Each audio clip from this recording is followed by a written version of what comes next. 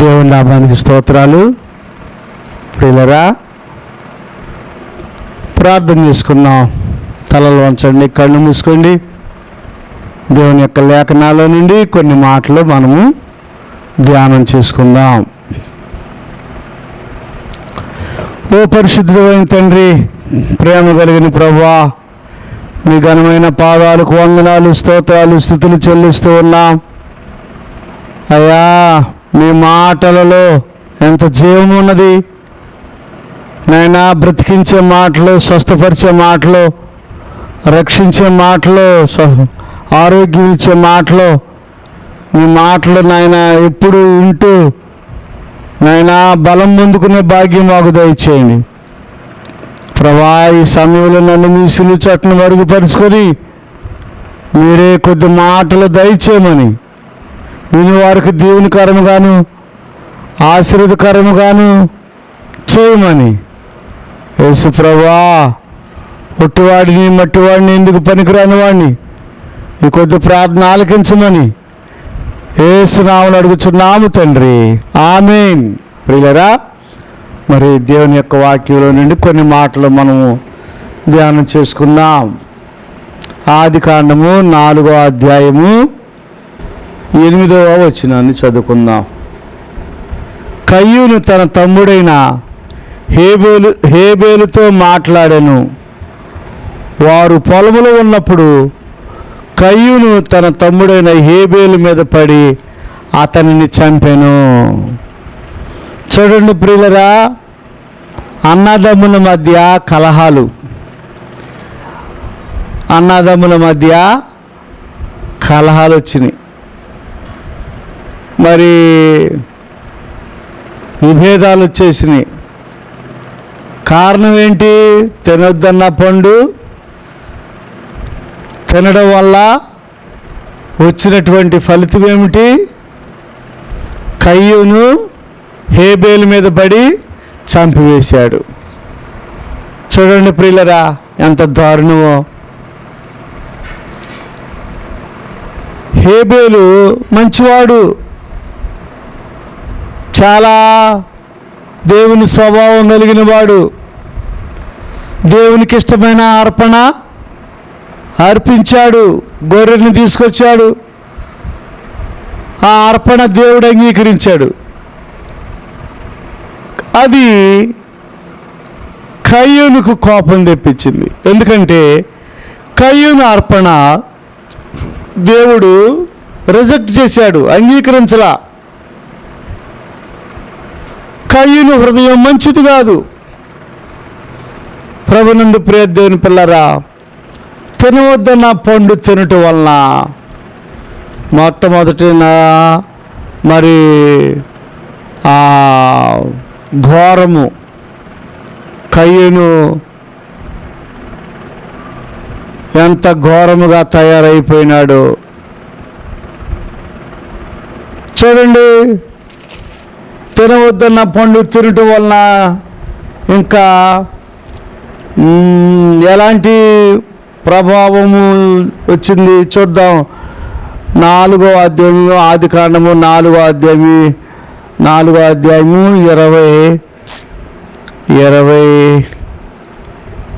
22వ వచనాన్ని చదువుకుందాం. 22వ వచనాన్ని చదువుకుందాం. మరియు సెల్లా తుబల్కాయును కలిను. అతడు పదునగు గల రాగి పనిముట్లన్నిటిని ఎనప పనిముట్ల నుండి చేయువాడు. ఏ పనిముట్లు? ఆయుధాలు తయారు చేసేవా, ఆయుధాలు తయారు చేసుకునే విధముగా వారు మనుషులు మరి తయారైనట్లుగా మనం చూస్తున్నాం. అదే ఏదైనా తోటలో ఆదామవ్వలు ఉన్నట్లయితే, ప్రభునందు ప్రియ దేవుని పిల్లరా, దేవుని మాట విని దాని ప్రకారం నడుచుకున్నట్లుగా జీవించినట్లయితే ఈ ఆయుధాలు తయారు చేసుకునే ఆ మనసు ఏమండి, ఆ యొక్క కత్తులు, కటార్లు, పొలుగులు, పార్లు చూసారా ప్రియులారా, మరి ఎంత విధానం వచ్చిందో మనము గమనించినట్లయితే మనము చూడండి.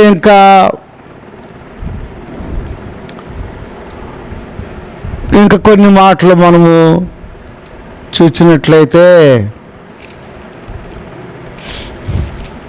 ఆదికాండము 3వ అధ్యాయము, ఆయన స్త్రీతో నీ ప్రయాసమును నీ గర్భవేదనను నేను మిక్కిలి హెచ్చించెదను, వేదనతో పిల్లలను కందువు.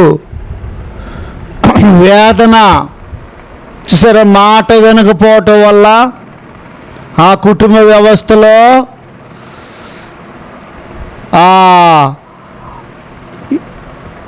ఎలాంటి మాట దేవుడు పలుకుచున్నాడు?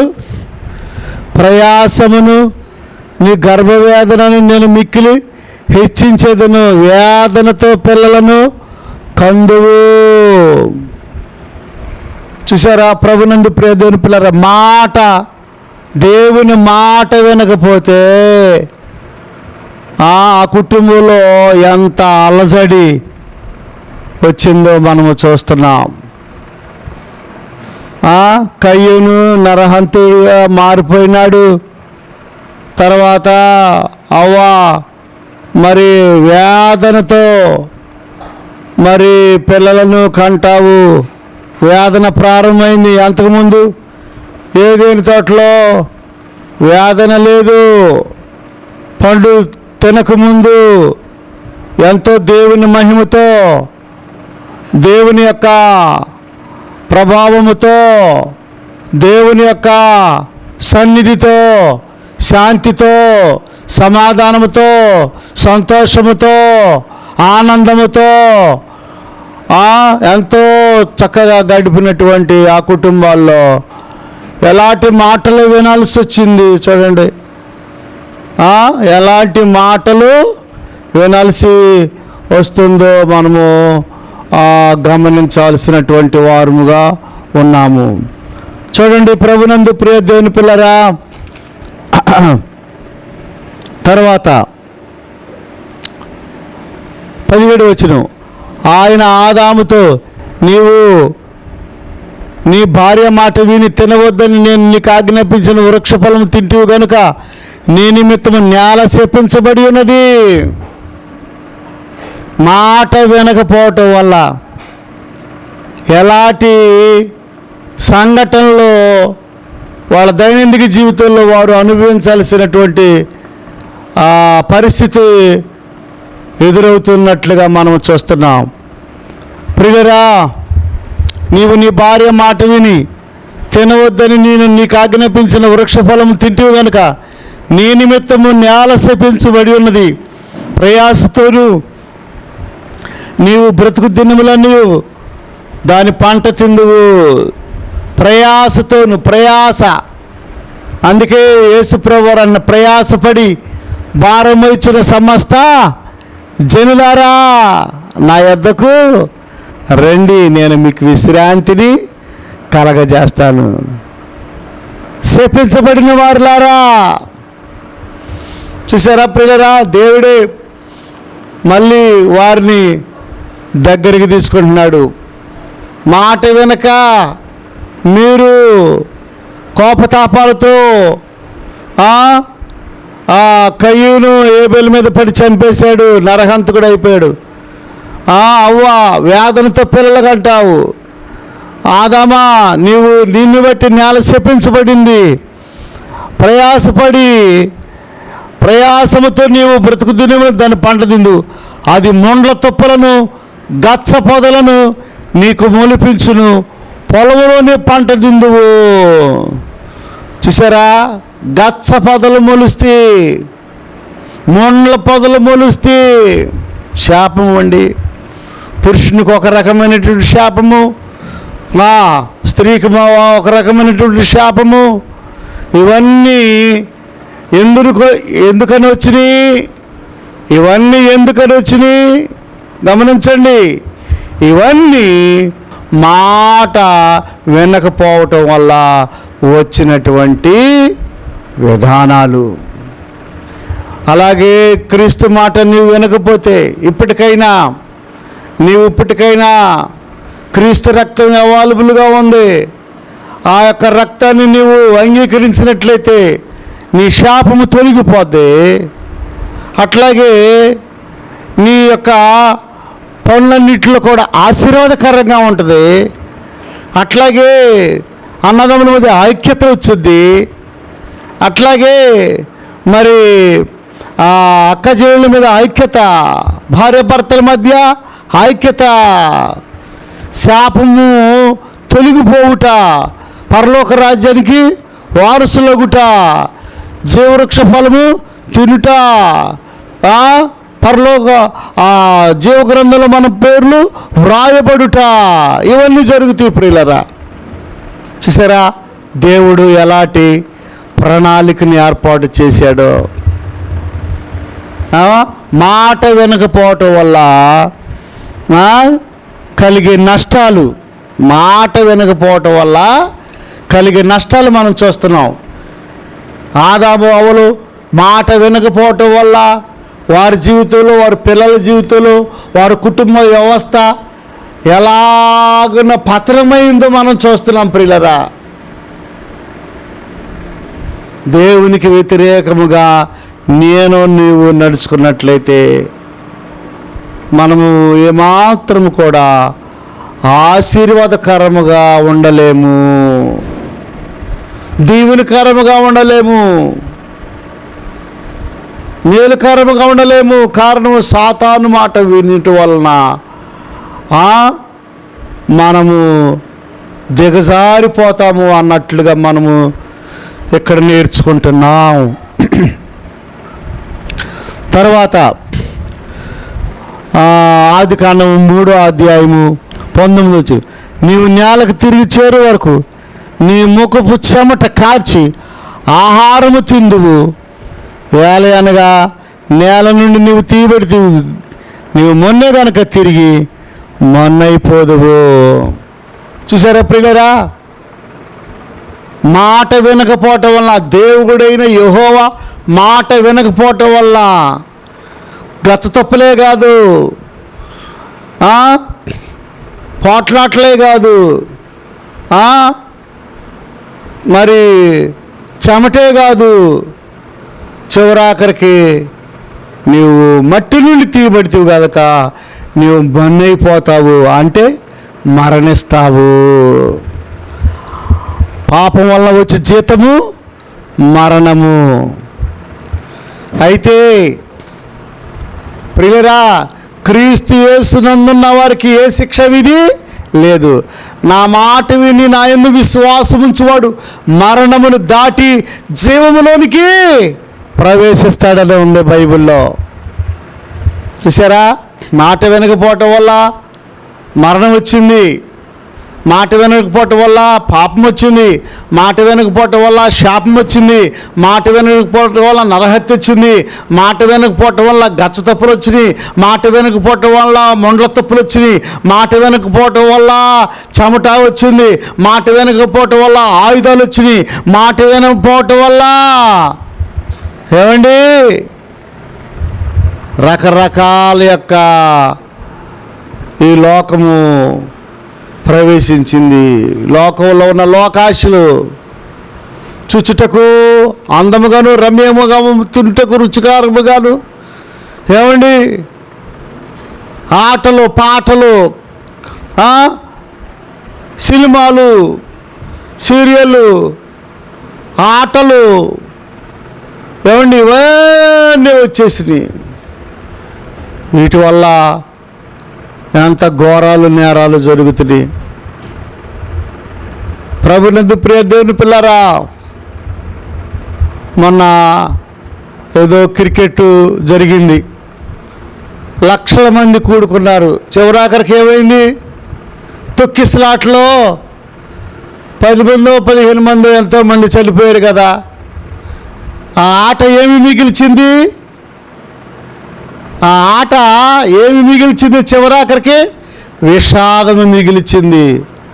సంతోషం అనుకుంటున్నావు, ఓ సహోదరుడా, నువ్వు చేసే పని సంతోషం అనుకుంటున్నావు, నువ్వు చేసే పనిలో విజయం ఉందనుకుంటున్నావు. క్రీస్తు లేకపోతే, దేవుని ఆత్మ లేకపోతే అపజయ పాలైపోతావు. అది ఏ పనైనా, రాజకీయమైనా, ఆటలైనా, పాటలైనా, సినిమాలైనా, సీరియల్ అయినా, ఇంకా ఈ లోక సంబంధమైన ఆచారాలైనా, వివాహాలైనా, ఏమండి ప్రయాణాలైనా, దేవుని ఆత్మ లేకపోతే, దేవుని ఆ రక్షణ నీకు లేకపోతే, మారు మనసు, పాపక్షమాపణ, పశ్చాత్తాపము, ఆ విరిగి నలిగిన హృదయం లేకపోతే అంత విషాదమే. చూడండి, ఆదాము అవ్వలో ఎలాంటి పరిస్థితి వచ్చిందో.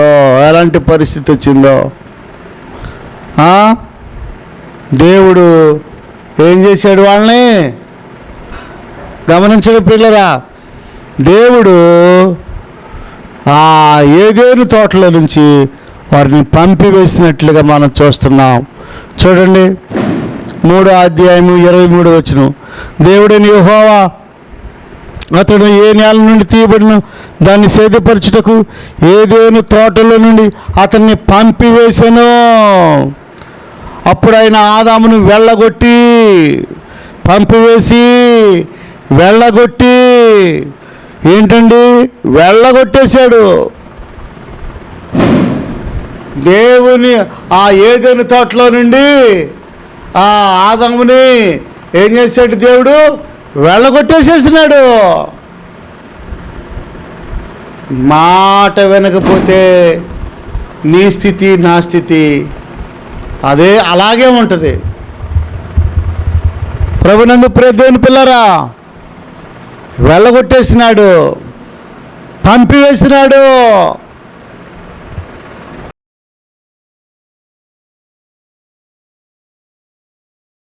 నీ కొరకే నేను బ్రతికెదనయ్యా, నీ సేవలోనే సాగెదనయ్యా. నీ కొరకే నేను బ్రతికెదనయ్యా, నీ సేవలోనే సాగెదనయ్యా. యేసయ్యా, యేసయ్యా, యేసయ్యా, యేసయ్యా, యేసయ్యా, యేసయ్యా, యేసయ్యా, యేసయ్యా. నేను నీ కొరకే బ్రతికెదనయ్యా, యేసయ్యా, నీ సేవలు సాగెదనయ్యా. నీ కొరకే బ్రతికెదనయ్యా, యేసయ్యా, నీ సేవలు సాగెదనయ్యా. నీ కొరకే నేను బ్రతికెదనయ్యా, నీ సేవలోనే సాగెదనయ్యా.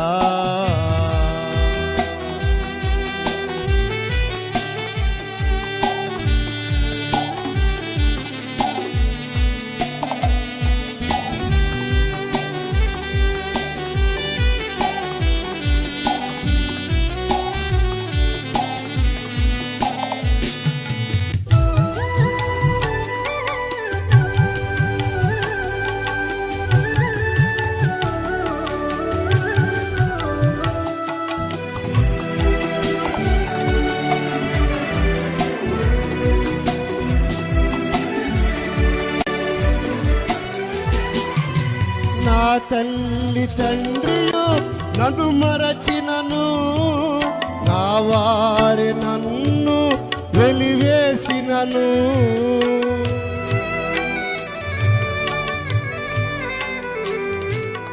నా తల్లి తండ్రియు నన్ను మరచినను, నా వారి నన్ను వెలివేసినను. నా తల్లివి నీవే, నా తండ్రివి నీవే, నా తల్లివి నీవే, నా తండ్రివి నీవే.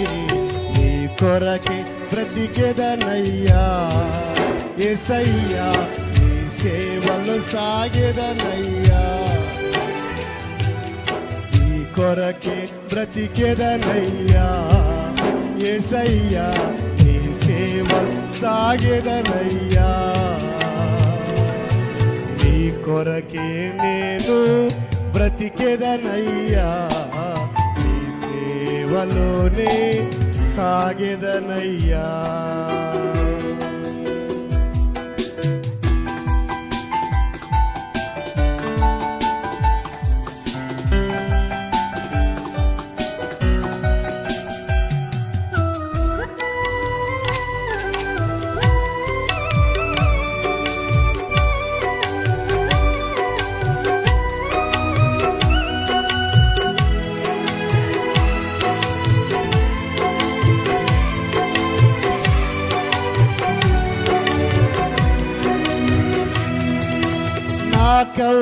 నాకెవ్వరున్నారు ఈ లోకాన శాశ్వతము కాదేది ఈ జగాన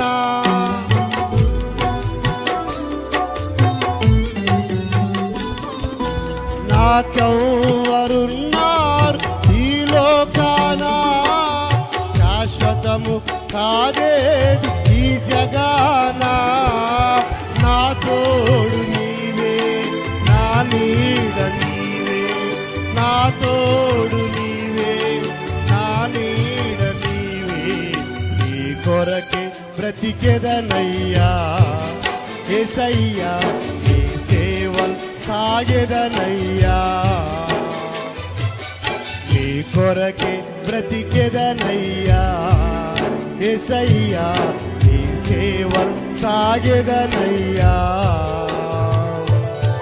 నీ కొరకే నేను బ్రతికెదనయ్యా నీ సేవలోనే సాగెదనయ్యా నీ కొరకే నేను బ్రతికెదనయ్యా నీ సేవలోనే సాగెదనయ్యా యేసయ్యా యేసయ్యా యేసయ్యా